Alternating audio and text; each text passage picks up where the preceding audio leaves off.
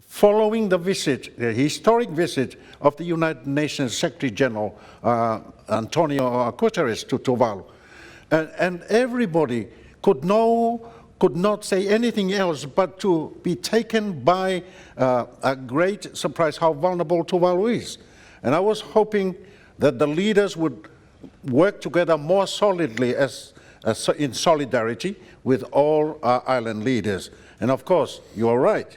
Prime Minister Pouhiva shed tears after seeing the island for himself, but particularly after hearing the voices of the young people of Tuvalu saying and worrying about their future. And here's one Prime Minister, unfortunately, Prime Minister Scott Morrison of Australia, expressing views that completely denies there is climate change happening already in the Pacific. As chairman, I was taken a little bit aback.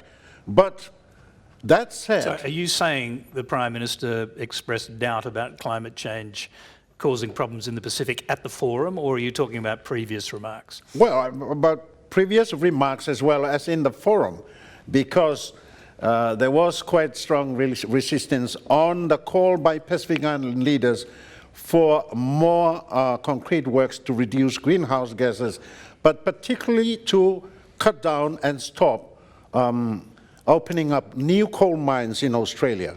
And that was one of the main concerns of the leaders.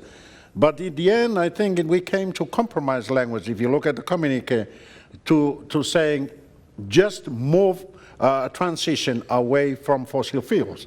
And I thought that was the best we could in order to save the communique and have a language declaration on climate change.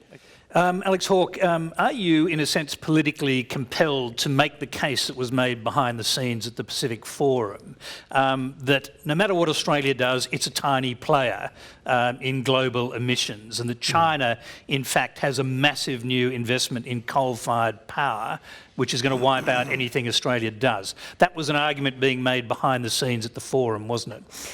Well, it's not an argument necessarily just at the Pacific Islands Forum. I think you've got to look at But it was being made at the forum. Well, let me answer. I think there's true global action on climate change, and if you're going to solve climate change, there's no doubt you're going to need global action. Everybody knows it.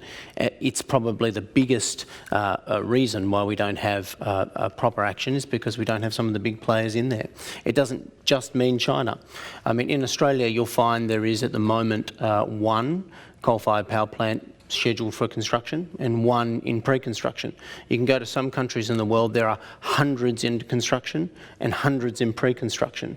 So if you're talking about impact on the planet or emissions, I think you have to look at those factors.